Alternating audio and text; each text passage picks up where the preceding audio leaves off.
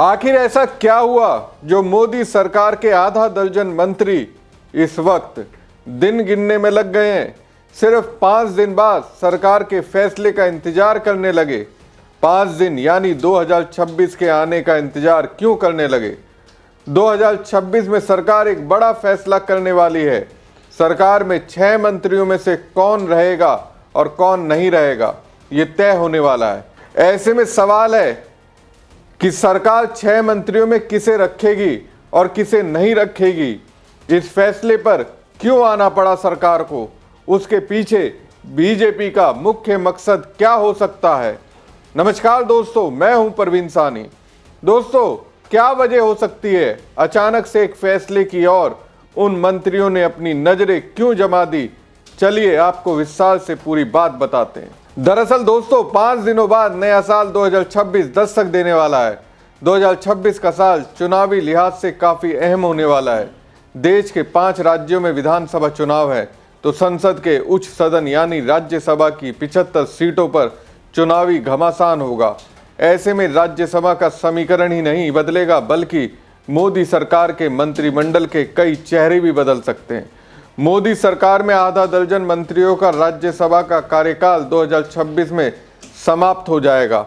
इस फहरिस्त में केंद्रीय मंत्री हरदीप सिंह पुरी, केंद्रीय मंत्री BL वर्मा, केंद्रीय मंत्री रवनीत सिंह बिट्टू, केंद्रीय मंत्री जॉर्ज कुरियन, केंद्रीय मंत्री रामदास अठावले और केंद्रीय मंत्री रामनाथ ठाकुर के नाम शामिल हैं। 2026 में जिन आधा दर्जन केंद्रीय मंत्रियों का राज्यसभा का कार्यकाल समाप्त हो रहा है, उसमें 4 बीजेपी के सांसद हैं तो 1 JDU के सांसद हैं। इसके अलावा 1 रामदास अठावले हैं जो बीजेपी के समर्थन से राज्यसभा सांसद हैं।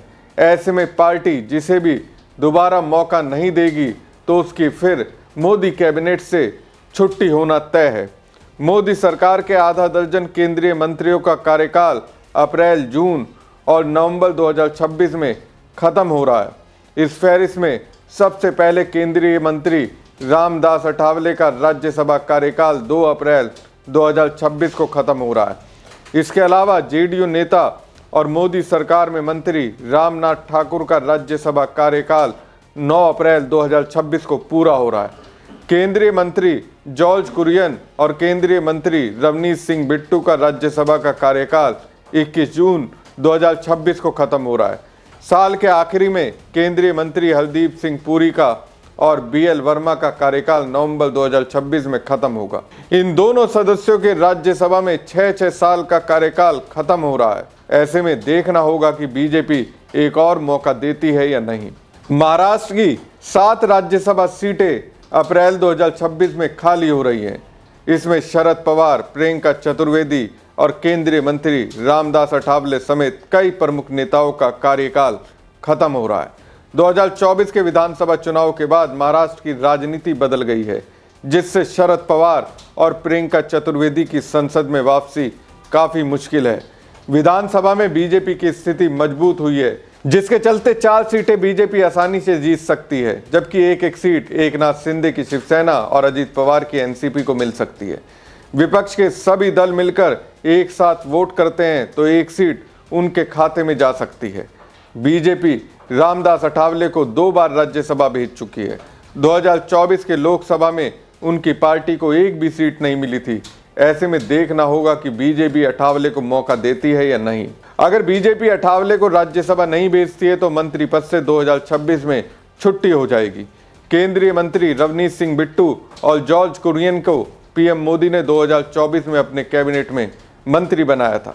2024 के लोकसभा चुनाव में रवनीत सिंह बिट्टू पंजाब में अपनी सीट से नहीं जीत सके थे, जिसके बाद भी उन्हें मंत्रिमंडल में शामिल किया गया था। ऐसे में बीजेपी ने बिट्टू को राजस्थान की उस सीट से राज्यसभा सदस्य बनाया था जो कांग्रेस के संगठन महामंत्री KC वेणुगोपाल के लोकसभा चुनाव जीतने के बाद इस्तीफे से खाली हुई थी।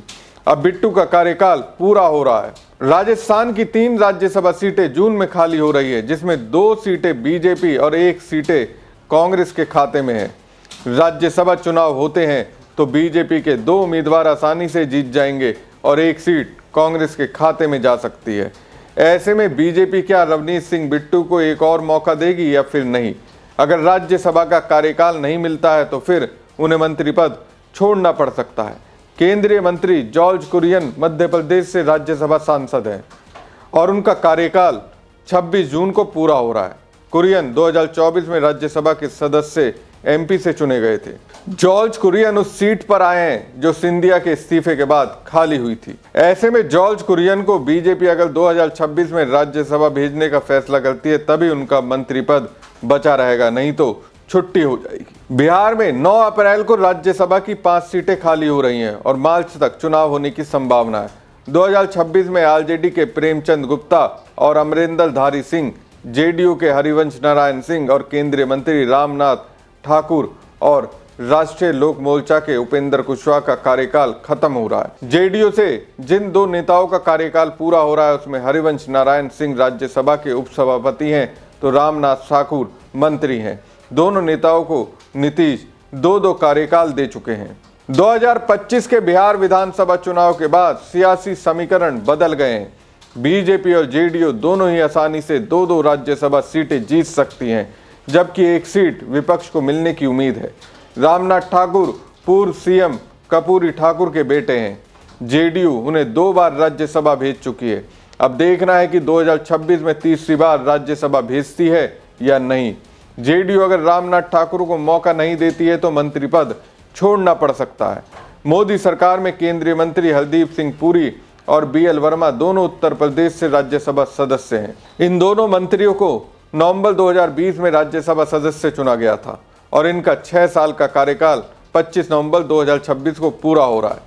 यूपी में 10 राज्यसभा सदस्यों का कार्यकाल नवंबर 2026 तक समाप्त हो रहा है, जिसमें बीजेपी के पास 8 जबकि सपा और बसपा के पास एक राज्यसभा सीट है। 2026 में रिटायर होने वाले राज्यसभा सांसदों में बृजलाल, सीमा द्विवेदी, चंद्रप्रभा उर्फ गीता, हरदीप सिंह पुरी, रामजी, दिनेश शर्मा, नीरज शेखर, अरुण सिंह और बीएल वर्मा का नाम शामिल है। सपा से प्रोफेसर राम गोपाल यादव हैं। विधानसभा में बीजेपी की मजबूत स्थिति है, इसलिए माना जा रहा है कि वो 8 सीटें जीत सकती है, जबकि सपा को 2 सीटें मिल सकती है। ऐसे में देखना होगा कि मोदी सरकार के मंत्री हरदीप पुरी और बीएल वर्मा में किसे फिर एक मौका मिलता है। राज्यसभा का कार्यकाल जिसे नहीं मिलेगा उसे मंत्री पद छोड़ना पड़ सकता है। हमारी खबर आपको कैसी लगी कमेंट बॉक्स में कमेंट करके जरूर बताएं। साथ ही पेज को ज़्यादा से ज़्यादा लाइक और शेयर कीजिएगा। धन्यवाद।